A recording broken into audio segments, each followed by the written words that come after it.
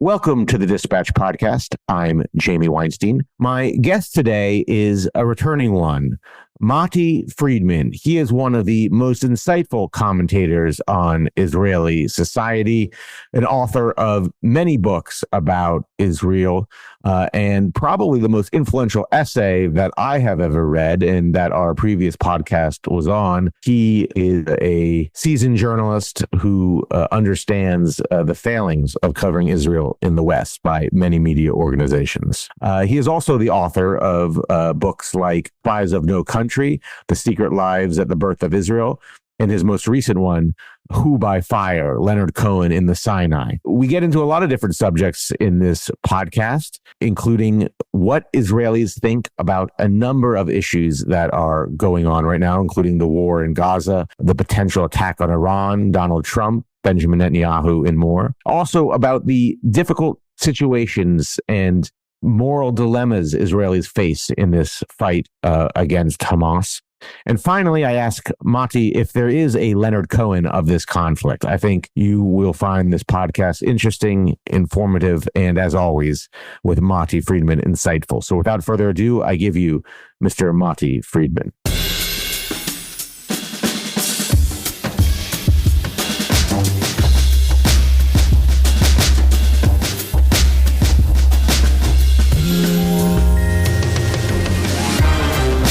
Matti Friedman, thank you for joining the Dispatch Podcast. Thank you for having me, Jamie.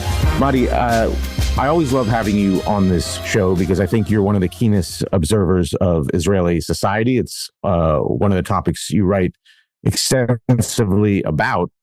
And I think there is sometimes a disconnect between what Americans understand of what's going on ground in Israel and what we see as going on.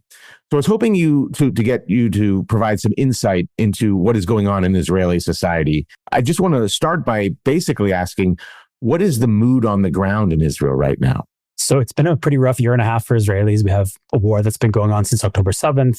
Much of the war has been going on in Gaza, which is about, I guess, an hour and a half driving from where I'm sitting right now in Jerusalem. And there have been other fronts in the war. Yemen, we get hit with ballistic missiles fired from Yemen at the moment on a more or less daily basis. Most of them are intercepted before they land. And we've had part of the war unfold in Lebanon against Hezbollah, and part of it unfold in Iran. So it's been a tough year and a half. At the moment, I think that you're asking that question at a moment where there's a real mood shift going on in Israel about the future of the war. It's kind of very amorphous thing to kind of put your finger on the mood of a country, but it seems to me that many Israelis have kind of reached the outer limits of their patience with the war and the way it's being prosecuted. Just think about a poll that I saw several weeks ago, just earlier this month. Israelis were asked, do you trust the government? And the number of people who responded yes was 24%. So that would indicate that a bit more than 3/4 of Israelis do not trust the government that's currently running this war. There are signs that the reserve army is under incredible stress and might be kind of burning out. The bulk of Israel's military strength is reserves. So we have a small standing army that's mostly young men and women between 18 and 21, and then reservists who are older people in the combat reserves. It's mostly men, not all men, but mostly men, people with families and businesses, and people have done 200 days, 300 days, in some cases, 400 or 500 days of reserve duty since the beginning of the war. And there are signs that Israeli society is just reaching a point where maintaining the level of combat is becoming less and less tenable, particularly given the fact that many Israelis don't quite understand what the goal of the war is or when it is going to end.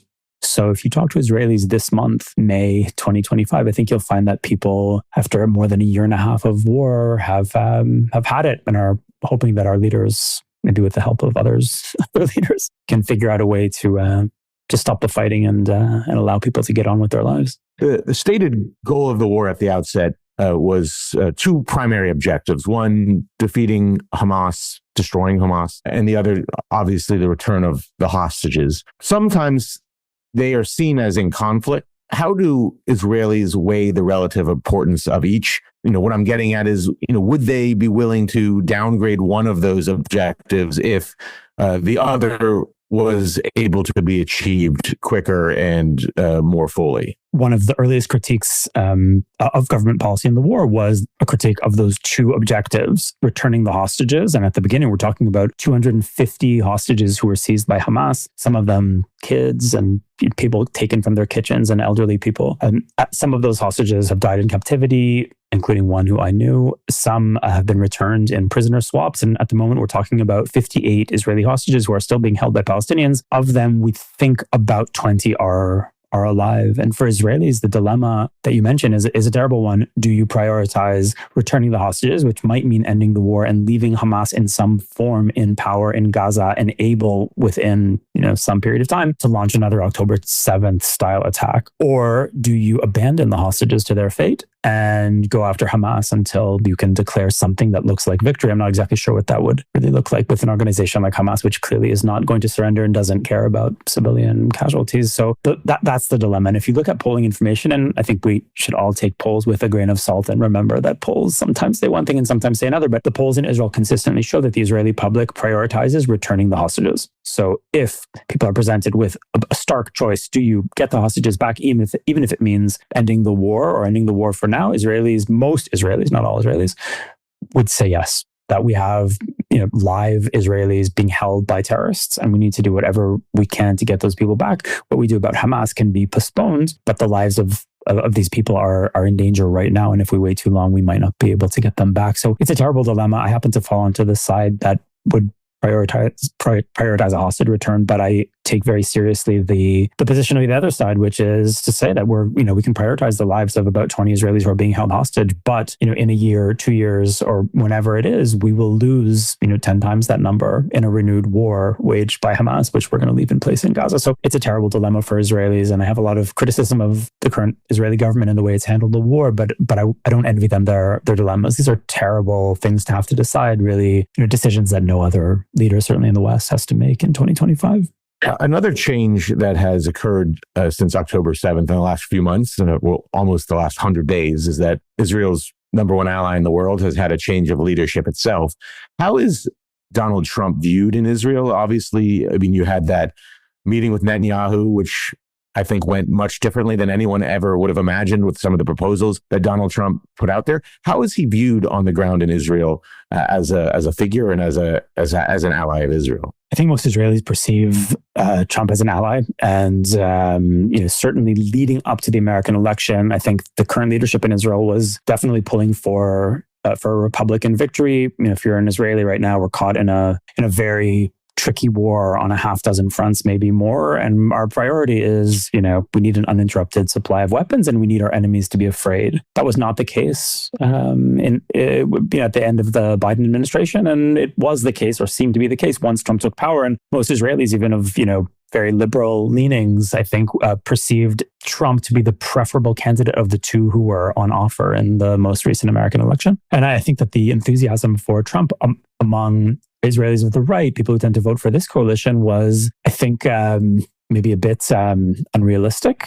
I think that maybe people had a picture of an American leader who was just going to sign on with whatever the current Israeli leadership wants to do, and that was never who Donald Trump was. And you're seeing in the past couple of weeks, maybe in the past month since Trump embarked on his Middle East trip, you're seeing some discomfort among members of the governing coalition about the moves that Trump seems to be making in the Middle East. For example, we've been hit on a daily basis, more or less, by ballistic missiles from Yemen. Most of them we managed to intercept before they hit us. But yesterday we had a siren. The day before we had a siren. I spent quite a bit of time with my kids in a safe room when the rocket sirens go off. And the Americans signed a ceasefire deal with Yemen that would prevent the Houthi militia, which is an Iranian proxy, from firing at shipping, but did not require that they stop firing at Israel. And I think many Israelis were surprised by that. And there's a kind of growing, I think, concern that the American interest in the region right now might not dovetail completely with the the Israeli interests. And if you speak to people in the government, you're going to hear that concern very carefully expressed.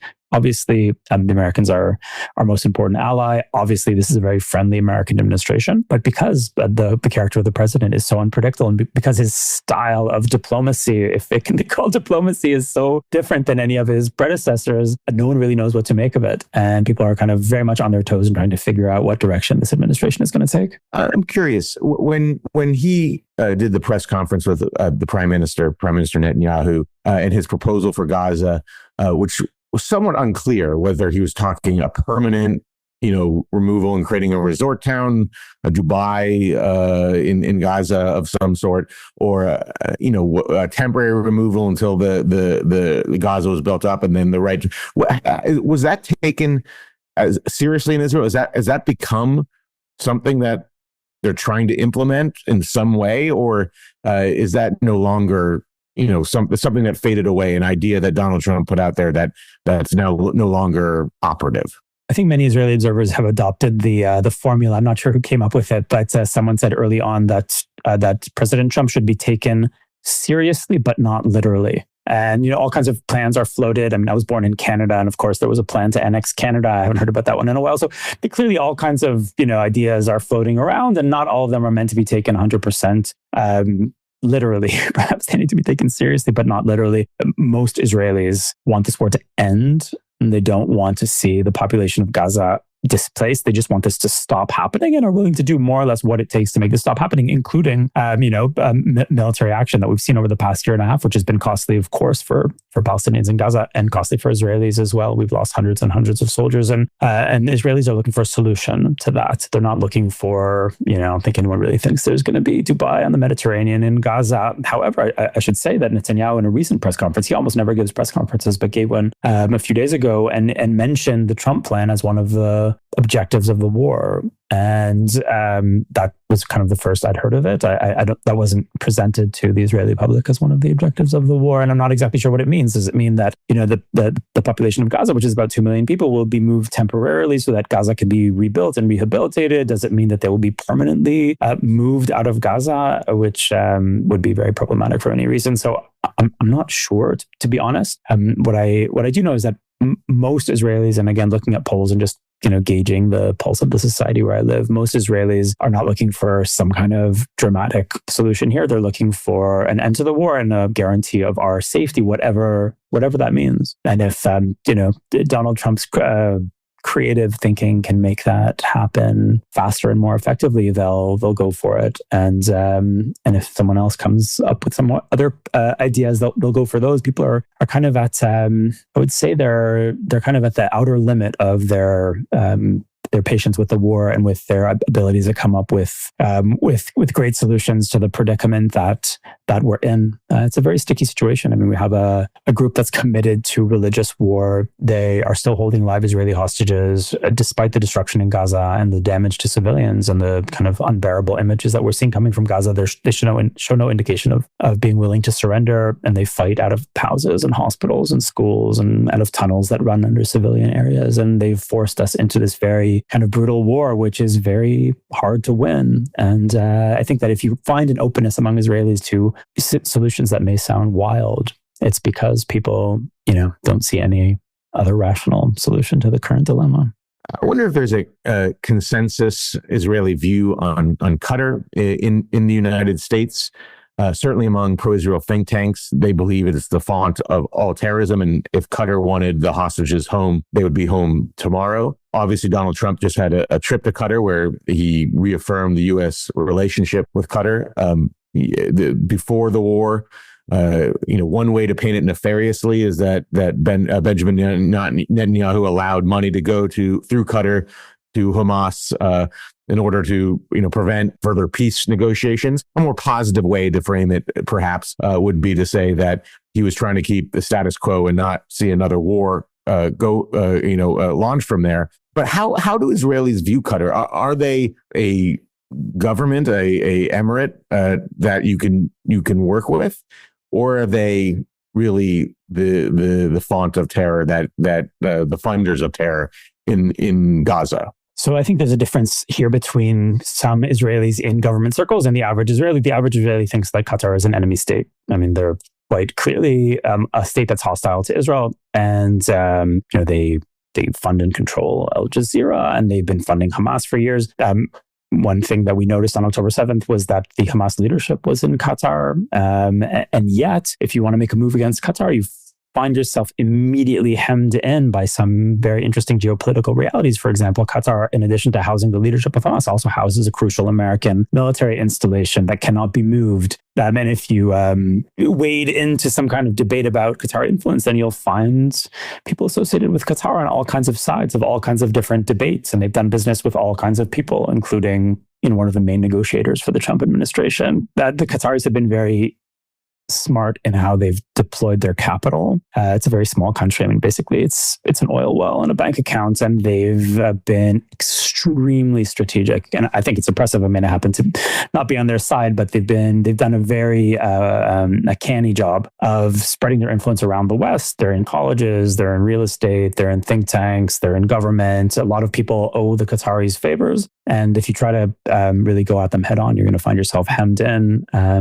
Their fingerprints, this is a kind of an ongoing scandal in Israel over the past couple of months, but their fingerprints have reached into Israel. It turned out that some of Netanyahu's closest aides, some of the people who do Netanyahu's messaging, were also doing a kind of side hustle for the Qataris. They were running campaigns for the Qataris and getting paid by the Qataris. So people in the office of the Israeli prime minister were involved with the Qataris. And this is something that we've all had to figure out. Over this past year and a half, the Qataris are this very ambiguous actor, and they kind of show up everywhere. And if you want your hostages released, you might have to go through the Qataris. And, if you want to talk to Hamas, you might have to go through the Qataris. The Qataris are funding Hamas, and the Qataris seem to be in pretty tight with the Americans, including the current American president. Of course, they just announced that they're going to give him an airplane. So, it's kind of, I guess it's one of those cases where the average person gets that this is a hostile actor, and people who are higher up in the government system have an idea that they might be able to work that relationship in some way in Israel's favor. I think they're deluding themselves, but clearly some members of the Israeli ruling establishment, not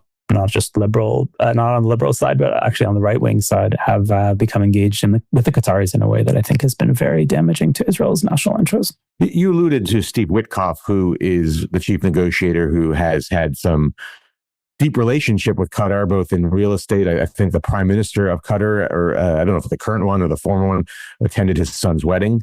How is Steve Witkoff viewed? Is he viewed as a neutral arbiter? Do they view him as pro-Israel?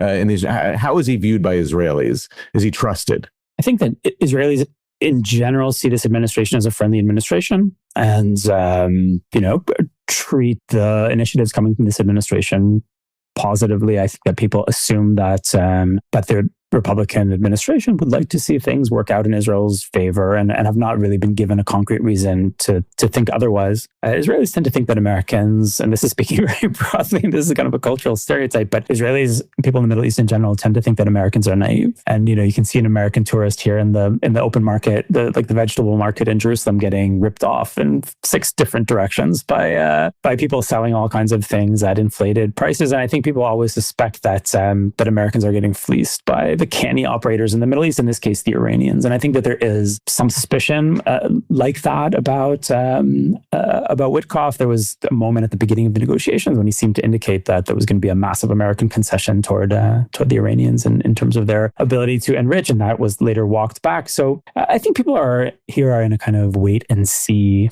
attitude. The general impression of this administration is that they're on Israel's side. Israelis have a very complicated position in the world. And when they look at America, basically all they're asking is this president on our side?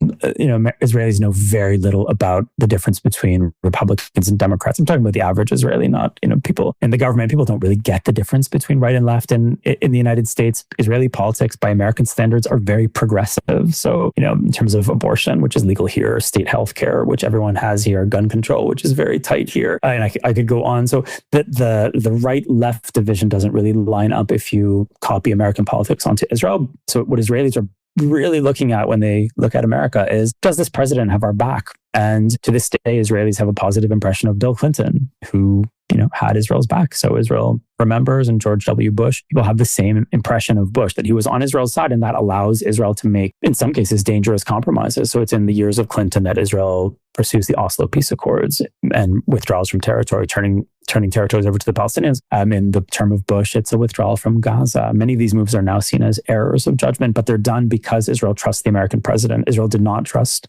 President Obama to have Israel's back. I think President Obama had a different take on America's position in the Middle East. And although I think Israelis are quite surprised maybe that Donald Trump is the president, it seems like a strange, kind of a surprising choice for America. But Israelis have the impression that he's on Israel's side. And in the last Trump term, we all remember that he recognized Jerusalem as Israel's capital, which is a consensus position in Israel. It's the position of the Labour Party, and it's something that was celebrated across the political spectrum. Here, he recognized Israeli sovereignty over the Golan Heights, which is also a consensus position in Israel. And Israelis have the impression that this is a guy, maybe it's kind of a strange development that he's the president, but for whatever reason, he's on our side. And that is more or less where things stand right now. They could change, but that's where it is right now. Benjamin Netanyahu, in America, people that no matter what he can do, they hate him. No matter what he can do, they can love him. I think for a class of observers, I would include myself in this. After October 7th,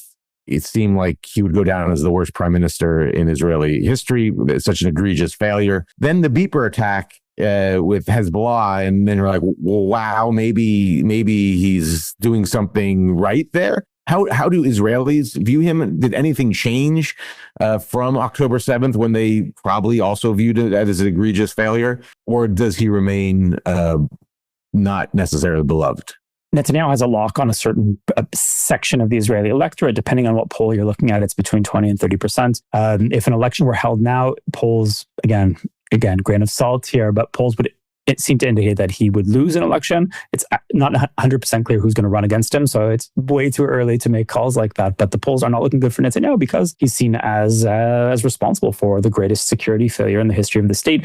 Netanyahu has been prime minister for 15 years, with a short break when Naftali Bennett was prime minister for about a year and a half. So 15 years, we don't have term limits in Israel. So the entire security situation that explodes in our face on October 7th is one that's built under Netanyahu. And the idea that Hamas can be allowed to be can just kind of be left alone in Gaza. Qatari money can be funneled to Hamas.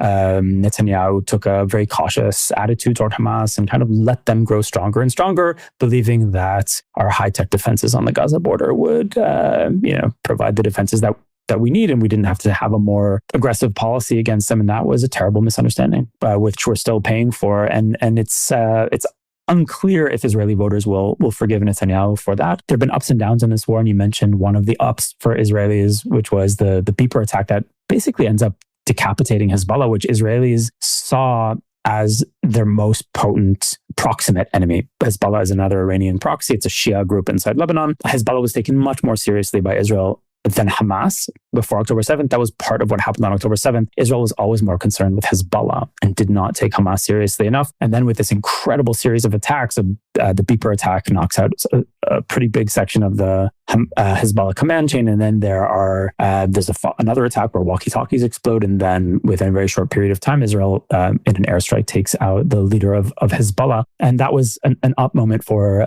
Israel. But that attack, the beeper attack, which is something that will go down in the history of intelligence as one of the great intelligence operations of all time. That's not Netanyahu. That's the Mossad, which is Israel's intelligence service. So when you're looking at this from the outside, just as Israelis looking at America from the outside, they see Donald Trump, they see the personality of the leader. And Americans, when they look at Israel from the outside, they see Netanyahu. Netanyahu seems like the representative of Israel, and whatever goes on here must be either his fault or to his credit. But if you're in Israel, then you understand that there are many different parts of the Israeli governing system, and there are many different parts of the Israeli military and intelligence system. And that brilliant attack was carried out by the Mossad. And if you know people in the Mossad, they don't necessarily think highly of Netanyahu. Netanyahu, I think, has made some good decisions in this war. He's made many poor decisions in this war, but there's no question that he bears responsibility for the outbreak of war. And just as Neville Chamberlain had to be moved aside when the scope of the disaster became clear in 1940, then the leader who owns the disaster has to be moved aside to make room for a new leadership that can, take on the challenge of the time. And because Netanyahu is such a tenacious politician, and because the Israeli opposition is so feckless, he's been able to maintain power more than a year and a half into the war. And the big question for Israelis is what happens in the next election. His chances don't look good, but you can never count Netanyahu out. He's a politician of real genius. I think he's a leader. He's not the leader that we need in this time. I think he's a much better politician than a leader. Sometimes a leader has to make decisions that are unpopular and work a counter to his own political interests. That was certainly true of Churchill, who, we may remember was voted out of office after 4 or 5 years after saving the world. So, sometimes that's what happens to a leader. Netanyahu is a great politician, so, you can't count him out. We'll see what happens when the next election comes around, whenever that is. And we'll take a quick break to hear from our sponsor today, Cozy Earth. When you think of mom, maybe you're thinking of strength or patience or that quiet kind of love simply showing up when you least expect it in ways big and small. Motherhood looks different for everyone, but whether you're celebrating a mom, remembering one, longing to be one, or navigating motherhood in an unexpected way, moms deserve the best. That's why this Mother's Day, you should turn to Cozy Earth. I've had these sheets on my bed for years. I've been gifting them to friends. They really are transformative. They're incredibly soft, comfortable, temperature regulating, all the things you want in a sheet. Cozy Earth creates comfort that feels like home because mom feels like home. So do something special for someone you love. Get 40% off with our code DISPATCH at CozyEarth.com. That's COZY Earth.com with code DISPATCH. Trust me, she deserves it. Well, I want to get into a recent essay, a book review you wrote. But before I do, one more along these lines. Iran, what is the sense on the ground in Israel? Is there a desire is the wrong word, but a willingness or need, they believe, to take out Iran's nuclear program? Is there, after this, as you mentioned, long war in Gaza, is Israeli society up to another front in the war, I guess, is the question. That's a really great question. And as we were discussing at the beginning of this conversation, Israelis are at a very low point at the moment. And this society has incredible stamina. I don't think most societies could have persevered through what we've been through over the past year and a half, and maintains kind of relative sanity, and the society functions. But can we take another major round of violence? If we take out the Iranian nuclear program or attempt to, presumably there will be a major response from Iran, and whether Israelis have it in them to deal with that at the moment is a very good question. I think the answer is yes, because the Iranian nuclear program is seen as an existential threat. That is, the Iranian government regularly threatens to wipe Israel off the map. Nuclear weapons would allow them to do that, and certainly allow them to do whatever they want because they would have a nuclear umbrella. And then Israelis perceive that as an existential threat. So even if there would have to be, another round of violence in this case, it would probably look like massive barrages of ballistic missiles. I believe that Israelis would be willing to deal with it because it would be seen not as an inconclusive slog of the kind we're seeing in Gaza, but as the removal of a threat with which Israel cannot live. And I know that that's one of the dilemmas that's being debated right now. I mean, it's very much a live issue, and it very much depends on what the Americans decide to do. Israel can't really carry out that attack without a green light from the Americans, and clearly the Americans are trying to reach some kind of negotiated settlement with the Iranians. I believe that that's a point of tension right now between the Israeli leadership and the American leadership, and we'll see. I mean, we keep hearing these reports of an imminent attack against Iran. We've been hearing these reports for about 15 years, so we've become inured to them at this point, but eventually it might have to happen. If they're about to cross the threshold and become a nuclear power, then you would have one of the most dangerous regimes in the world with a stated intention to destroy this country, and a stated hostility to America as well. You'd see them become a nuclear power, and I think most Israelis believe that whatever needs to be done to prevent that from happening would be justified. You wrote an essay recently on, I guess it was the first book written by a soldier from Gaza, an Israeli soldier in Gaza, Asa Hazani. I might be pronouncing that wrong. I also listened to the podcast you did discussing it with the editor of the publication. It made me wonder, do people in the West and people in the media, which you've written a lot about, just not appreciate that no war to defeat an enemy like Hamas is going to be pristine? I mean, is there a romanticization that you can do something as difficult as removing Hamas without bad things happening? Yeah, it's such a great question. I wrote a review of a book, as you mentioned, by an officer named Asaf Khazani, actually a pretty high-ranking officer, a colonel who's also an anthropologist. So he's a reservist. He's kind of called from his civilian pursuits and spends a few months running one of the divisions in Gaza at the beginning of the war. And he wrote a book, which I reviewed mainly as a way to discuss the moral questions that have arisen from this war, which he touches on in the book. And I think that, we Israelis have to be able to have a discussion about the morality of warfare. And one of the things that interferes with that is this incredible just wave of propaganda and hostility that hits Israel whenever we go to war, and we're accused of the most heinous crimes known to man. And I spent time in the international media myself, and I found that the Israeli dilemmas and Israeli actions were completely misrepresented by people who were fundamentally activists and looking for a kind of political outcome to coverage rather than the more than they were interested in explaining what was going on. So this is just kind of one of the facts of the world as Israelis experience it. Whenever we go to war, our actions are taken out of context and twisted into the most negative way that they can possibly be understood. And one of the problems, I think, as you touched on, is the fact that we have to have this discussion. We have to explain ourselves to people in the West who have not fought a war in several generations. So I think that, were this war to unfold in the generation of our grandparents, for example, I think that the discussions would be easier because those people remembered what a war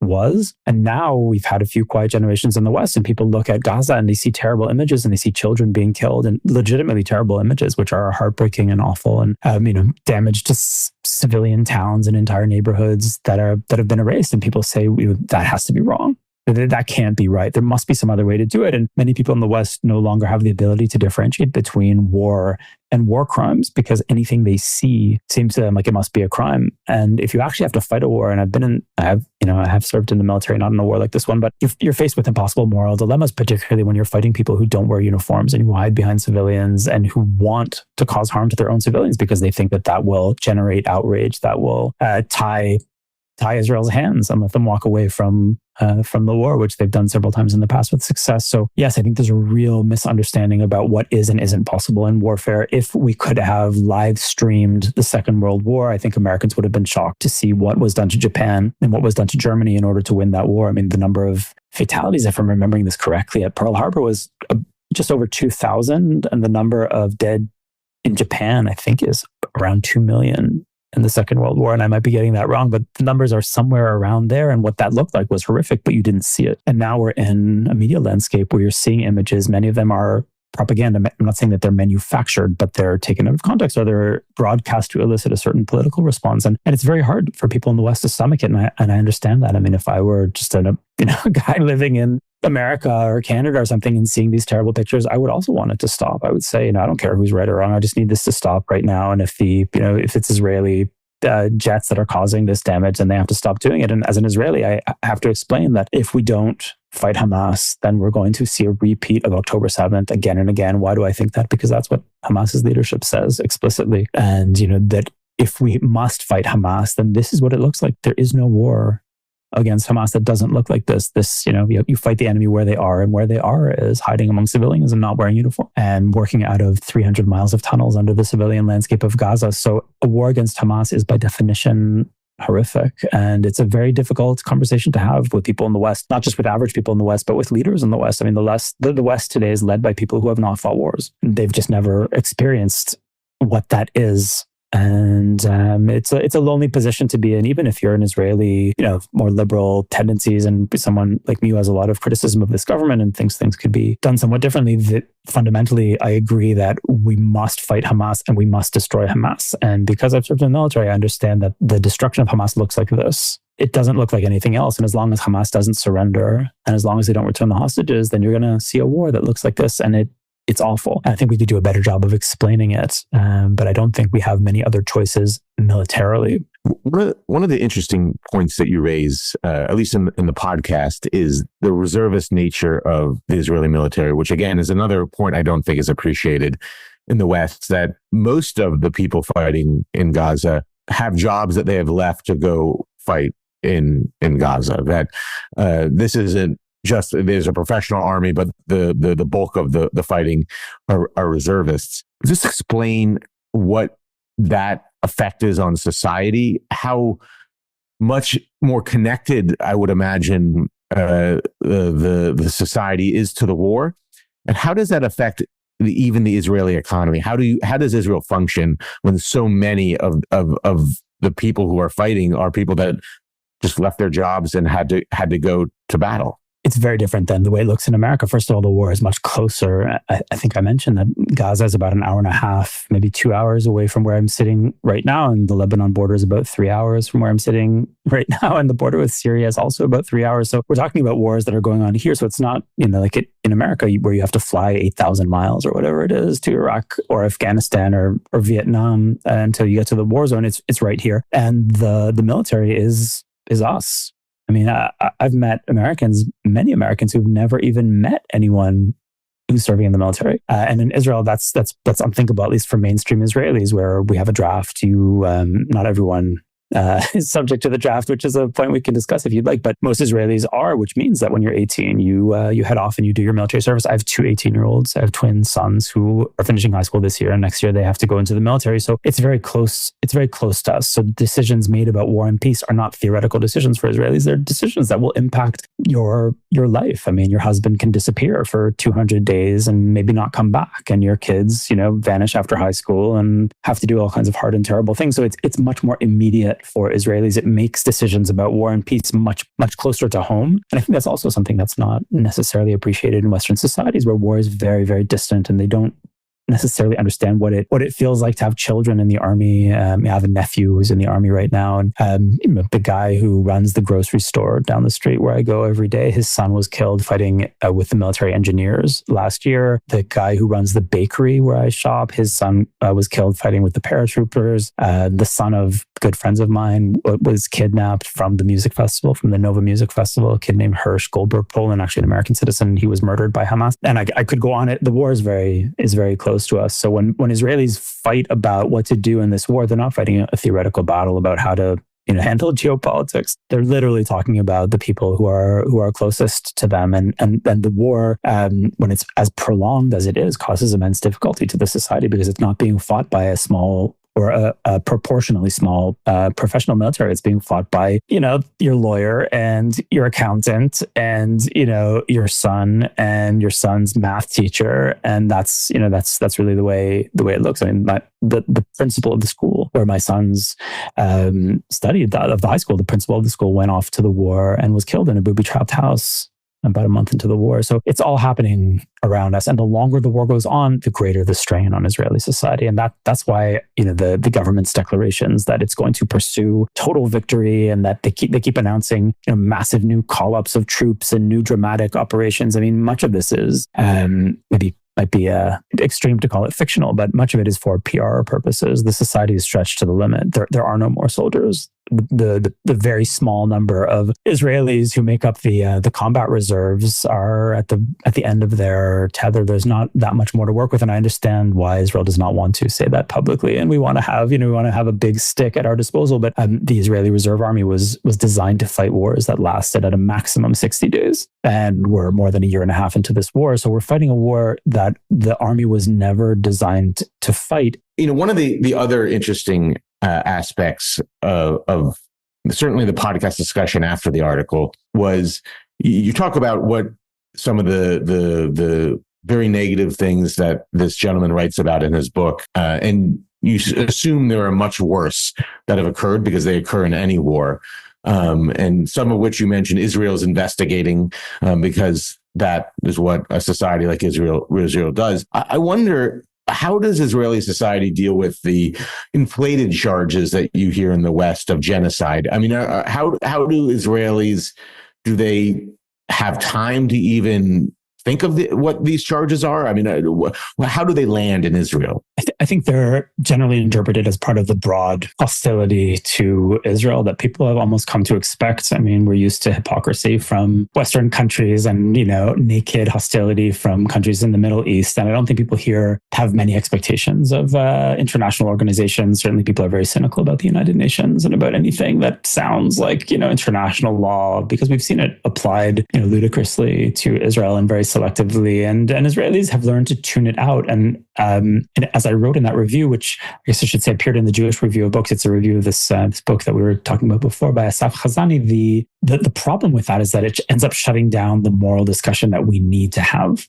Because any country engaged in a war needs to be able to talk about the morality of war. And we're sending our kids into war and we want to know, are they differentiating between civilians and combatants? Are they, being forced into situations that are morally untenable? Are our soldiers committing war crimes? The answer, because of it's a war is yes, of course. In any war, you have hundreds of thousands of people in uniform and the violence is not going to be controlled. Do we have the institutions that are capable of prosecuting when necessary, of reining people in and making sure that the violence can be controlled to the extent that violence can be controlled? And it's a very important discussion that we need to have because we've been in constant war since the state was founded and because we're engaged in a very trying kind of war at the moment where differentiating between combatants and civilians is virtually impossible because the enemy disguises itself as civilians. And in some cases, they're holding our civilians behind their civilians. And in many cases on October 7th, the people who came into Israel to, murder and rape and pillage were civilians. They weren't even combatants, whatever that means. So the distinction is not really viable. So Israel is expected to observe international law, and I certainly expect Israel to observe international law, but we're fighting an enemy that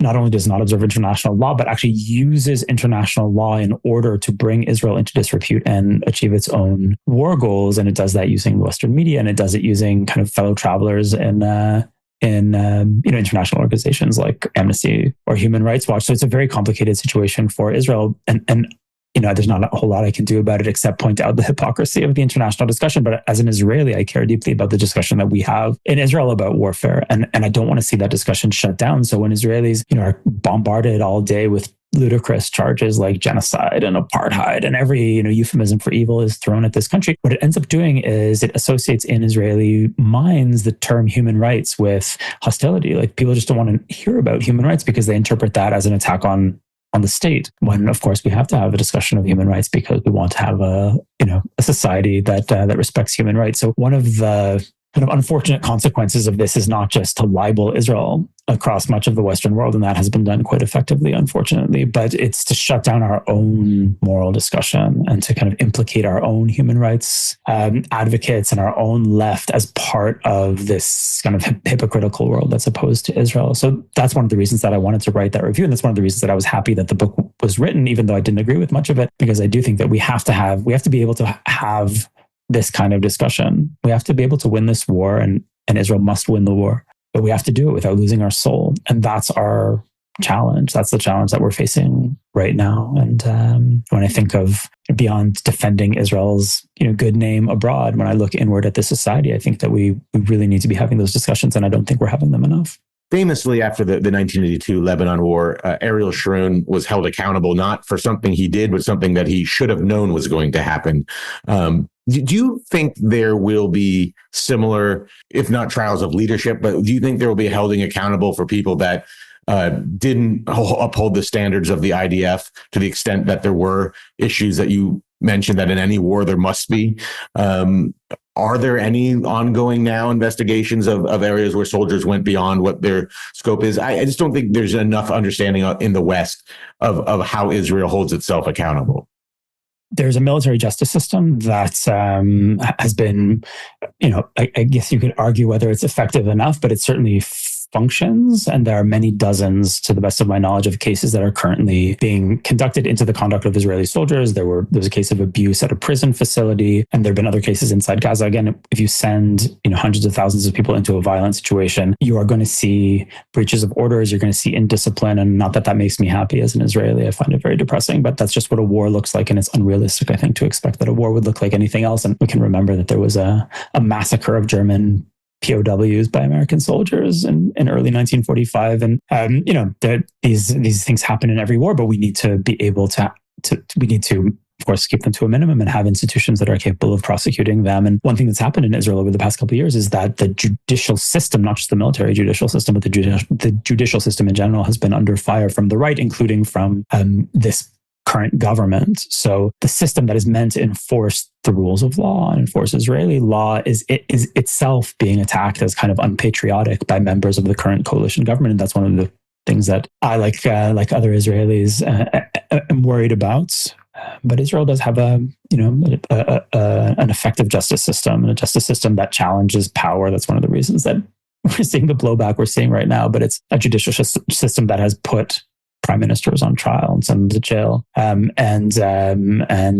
is currently trying. The sitting prime minister Netanyahu is facing trial on corruption charges, and we'll see this unfold. The real question for Israelis in that regard is whether we are going to see a state commission of inquiry into what happened on October 7th, and the commission that you were mentioning that that found Sharon culpable for what happened in Beirut in '82, and specifically referring to the massacre by Christian militiamen of Palestinians in 2 refugee camps, Sabra and Shatila. It was a massacre that was not carried out by Israelis, but the Israeli army was there and did not do enough to intervene, according to this commission. So, many Israelis are waiting for the commission of inquiry that's going to look at October 7th and tell us what happened. How is it possible that what is meant to be the most sophisticated military in the Middle East failed to detect and prevent an invasion by thousands of terrorists who rampaged through southern Israel for several days, actually, until the last ones were killed and murdered 1,200 people and took 250 hostages. And it's an investigation that has to include, of course, the heads of the military and the relevant military commanders, but it also has to include the political echelon, mainly the prime minister, who's been in power for 15 years. And because the commission will almost certainly find that it was the policies of Netanyahu that played a key part in leading to October 7th. Netanyahu is doing everything he can to avoid a commission of inquiry, and he has announced that there will be no state commission of inquiry into October 7th. State commissions of inquiry are a legal tool in Israel. There's a standard format for them. They're headed by a retired Supreme Court justice. And Netanyahu, because of his own culpability, is doing everything he can to avoid it. And again, that too is riding on the next election. So if Netanyahu can somehow pull out a victory in the next election, I don't think we'll ever see an objective investigation of October 7th. If he loses the next election, I think one of the first things that the new government will do is establish that commission, which is supported by a vast majority of Israelis who need to know how on earth this could have happened, not just so we can settle accounts with the people who are responsible, but so that we can make sure that it never happens again. Matti, and finally, you wrote a wonderful book on Leonard Cohen and his journey in Israel during the 1973 war, a really remarkable tale. I wonder, is there a Leonard Cohen of this conflict? So I spent a few years writing this book about Leonard Cohen's kind of wild concert tour in the middle of the Yom Kippur War in 1973. He kind of shows up at the front, at the Egyptian front in the Yom Kippur War, and gives one of the greatest concert tours of all time, in my opinion. And it's a great rock and roll moment. And I've been thinking about that a lot because I thought a lot about Cohen, who he really kind of offers comfort to Israelis. He shows up out of nowhere and sings his kind of vaguely depressing music. And there's this really intense connection that's formed between Cohen and Israeli soldiers at the front. And his absence has really been felt. So the answer, I think, is no. There's no one of Cohen's stature who has, come from abroad to kind of sing to Israelis. Jerry Seinfeld did show up. I'm not sure that's exactly the same thing. I'm not sure exactly who we have in the world of Cohen's stature at the moment. Maybe Springsteen or someone like that. But I think that they're unlikely to come. I think that Israel's standing in much of the liberal West is different than it was at the time. Even then, it was a bit tricky, by the way. But now I think it would be hard for an artist to really wholeheartedly say, I support you. I'm coming to sing, not just for civilians, but I'm coming to sing for your soldiers. The whole political world of the West has become much more fraught and binary, and Israel finds itself on the wrong side of a lot of those politics. So the answer is no. Leonard Cohen or his equivalent has not shown up this time. Matti Friedman, thank you for joining the Dispatch podcast.